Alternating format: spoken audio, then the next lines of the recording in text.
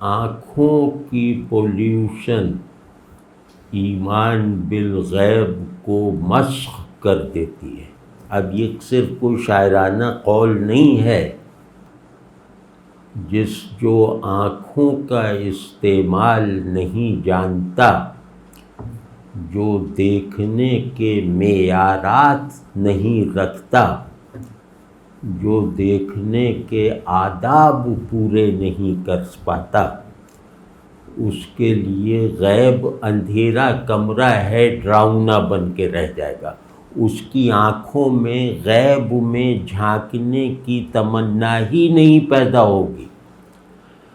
غیب کو اگر تم مانتے ہو تو اس میں ماننے کی سچائی کا واحد ثبوت یہ ہے کہ تم غیب میں جھانکنے کے لیے مرے جا رہے ہو، اور یہ دعویٰ نہیں کر رہے کہ میں نے غیب میں جھانک بھی لیا ہے۔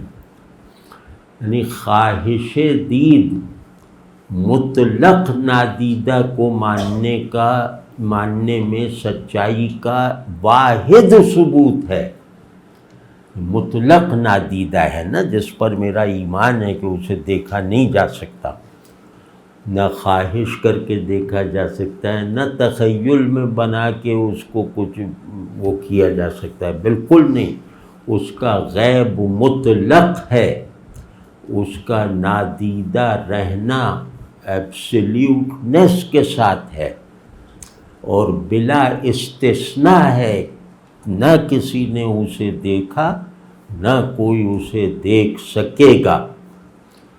یہ ہو گیا نا، مطلب ہمارے دوران تکلیف میں، مطلب اس دنیا میں، تو ہم کہیں یار چلو اب کیا کرنا ہے، نظر تو آتے ہی نہیں، اب کیا کریں، چلو اب یہ دیکھتے ہیں وہ دیکھتے ہیں۔ آنکھیں بس یہ دکھائی دینے والوں پہ صرف کرنے کے لیے ہیں، اب وہ دکھائی نہیں دے رہا تو ہم کیا کر لیں۔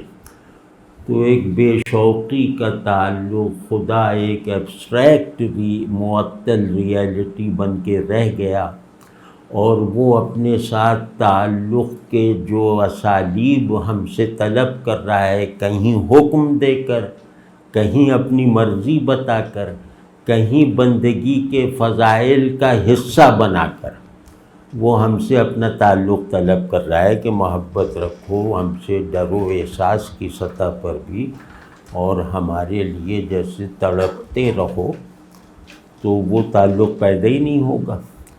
تو یہ سب شاخسانہ میری رائے میں، مطلب اب یہ میں کوئی مذہبی، ظاہر میں مذہبی عالم وغیرہ نہیں، خواہش دید نہ ہو تو غیب میں خدا نہیں ہے، غیب میں خلا ہے۔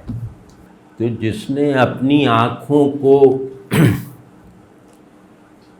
دید یعنی کہ بصارت کے پہلے ہی پڑاؤ پہ خرچ کر ڈالا، اور اس میں بھی احتیاط نہیں رکھی کہ میں یہاں اظہار پر بھی غیب کی قدغن لگاؤں، میری ذمہ داری ہے کہ میں یہاں اظہار کو مطلق نہ ہونے دوں، اور یہاں جو چیزیں ظاہر ہیں وہ میرے ایمان بالغیب کے پرسپیکٹو میں بینائی کی تربیت رکھنے والی آنکھوں کو یہ سکھاتی ہے کہ ان کے چھپاؤ کو بھی لاگو کرو۔ یعنی صرف دکھائی دینا مطلب وہ بے اہمیتی ہے، یعنی جو چیز صرف دکھائی دے رہی ہے نا، وہ چیز کنکر پتھر ہے۔ چیز اسی وقت مجھے میرے ذہن کا موضوع بنے گی جب اس میں اس کے اندیکھے پن کے عنصر کو میں جو ہے وہ کنسیو کر لوں گا۔ تو دکھائی دینا نہ دیکھے ہوئے سے نسبت کو اپنے ہر عمل بصارت میں زندہ، بیدار اور غالب رکھتا ہے۔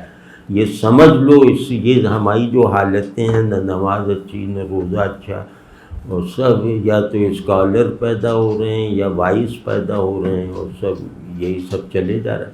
وہ اس وقت کہ ہمارے اندر بھی غیب ہے، وہ خلا ہے، اور جس غیب کو ہم نے مانا ہوا ہے، اللہ کا پردہ جانا ہوا ہے، وہ بھی اس کے اندر کچھ ہے تھوڑی، وہ خلا ہے۔ ہم نے خدا غیب کو مان کر ہم نے خدا کو ہی غائب کر دیا، بجائے اس کے خدا غیب میں ہے، اس کا مطلب ہے کہ اپنے آپ کو غائب رکھتے ہوئے اسے ظاہر رکھو۔ رسول اللہ صلی اللہ علیہ وسلم نے فرمایا کہ اللہ کے دوست کی پہچان یہ ہے کہ اسے دیکھ کر اللہ یاد آئے۔ تو اس کا کیا مطلب ہوا کہ میں اللہ کی ایسی نشانی اللہ ہی کے بنائے ہوئے نظام ظہور میں رہتے ہوئے بن کر دکھاؤں کہ لوگ مجھے دیکھ کر مجھے محض صورت سمجھیں، میرا معنی اللہ کو جانیں۔ تو اللہ کی نشانی ایمان بالغیب اللہ کی نشانی بننے کی لیاقت ہے جو اللہ فراہم کرتا ہے۔ اللہ کا غیب مطلق میں ہونا اپنے مومنین کے ذریعے سے اپنے ظہور کی اسکیم چلانے کا اصول ہے کہ کہو کہ نہیں دیکھا یہ بھی جھوٹ، کہو دیکھا یہ بھی جھوٹ، بس یہ رہے ہمارا اللہ سے تعلق کہ نہیں دیکھا تو تم پر افسوس، اور اگر یہ کہو کہ دیکھا ہے تو تم جھوٹ بول رہے ہو، یقیناً جھوٹ بول رہے ہو۔ اب اس پیراڈاکس میں رہنا ہے۔ کبھی اس پیراڈاکس اسے کہتے ہیں کہ جو طبیعت میں احساسات میں تخیل میں بلندی اور گہرائی پیدا کرتا ہے، مفہوم کی تنگنائے کو توڑ کر۔ ایک ذہن کا سب سے کمتر درجہ اس کا جو وہ فہم کا درجہ ہے نا، وہ کم درجہ ہے ذہن کا۔ تو خیر اس میں جو ہے وہ کبھی اس پیراڈاکس کو دیکھو تو دماغ کہے گا میرے بس کی بات نہیں ہے فوراً، کہ اسے دیکھا بھی نہیں جا سکتا، اسے اندیکھا بھی نہیں کیا جا سکتا، ہے کہ نہیں؟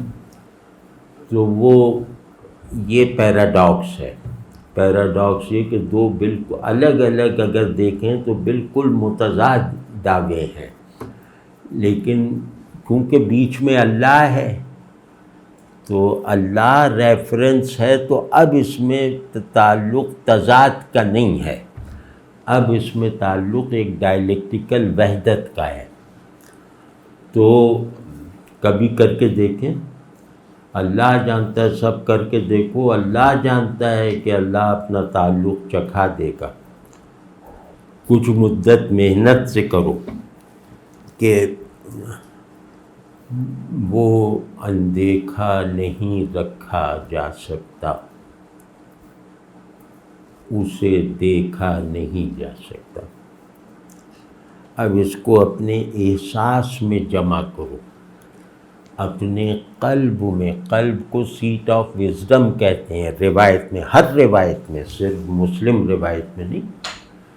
تو قلب میں جو ہے وہ ذہن کی چیزیں قلب میں احوال کی طرح ری پروسیس ہوتی ہیں، یعنی ذہن قلب دماغ کے خیالات کو ری پروسیس کر کے انہیں آپ کے احساسات و احوال میں کنورٹ کرتا ہے۔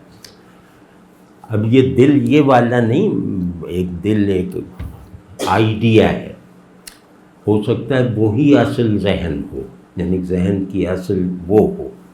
تو خیر ذرا سا دل متوجہ کر کے اس پہ 5 منٹ مراقبہ کرو، تو 2-3 دن بعد چیخ کی آواز باہر جائے گی۔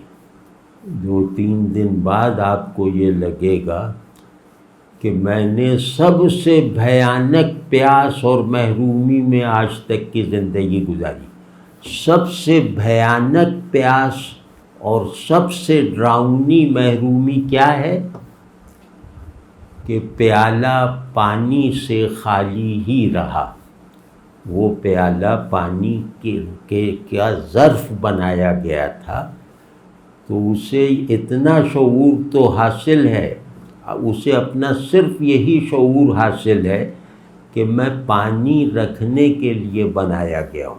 اب آپ سوچیں کہ ہم جیسے پیالے ہیں، ہمیں یہ شعور حاصل ہے یقین کے ساتھ کہ ہم پانی کے ظرف کے طور پہ بنائے گئے، اور ہماری کوئی نہ پہچان، نہ کوئی مصرف، نہ کوئی تشخص۔ فرض کر لیں یہ تشخص، پانی ہی ہمیں نہیں ملا، اب اس پیالے کی پیاس کا مقابلہ کوئی پیاسا نہیں کر سکتا، اس پیالے کی محرومی کا اندازہ کوئی محروم نہیں لگا سکتا، ہے کہ نہیں؟ کہ میں ایک لفظ ہوں اور اپنے معنی ہی کو کنٹین کرنے کے لیے بنایا گیا ہوں، وہ معنی ہی غائب ہے۔ اب آپ سوچیں کہ مجھ سے بڑا المیہ کس کا ہوگا؟ یعنی میں خود سے محرومی کی حالت میں ایک شناختی کارڈ رکھتا ہوں، اس سے بڑھ کر کوئی ٹریجڈی ہو سکتی ہے؟ تو وہ ٹوٹ جائے گی، اس پیالے کو جو آپ کی عمر کے برابر ہے اسے پانی مل جائے گا۔ اس پیراڈاکس پہ غور کرو، اور جو لوگ عالم ہیں وہ قرآن شریف سے اس یہ پیراڈاکس آیات قرآنی سے پیدا ہوا ہے، یہ کسی شاعرانہ تخیل کا نتیجہ نہیں ہے کہ اسے دیکھا نہیں جا سکتا، اور وہ اسے اندیکھا رکھنا غفلت ہے، اسے دیکھ سکنا جسارت ہے، مطلب یہ دعویٰ۔ تو وہ جو میں بات عرض کر رہا تھا کہ اس کا اندیکھا نہ رہنا، آپ سمجھ گئے نا؟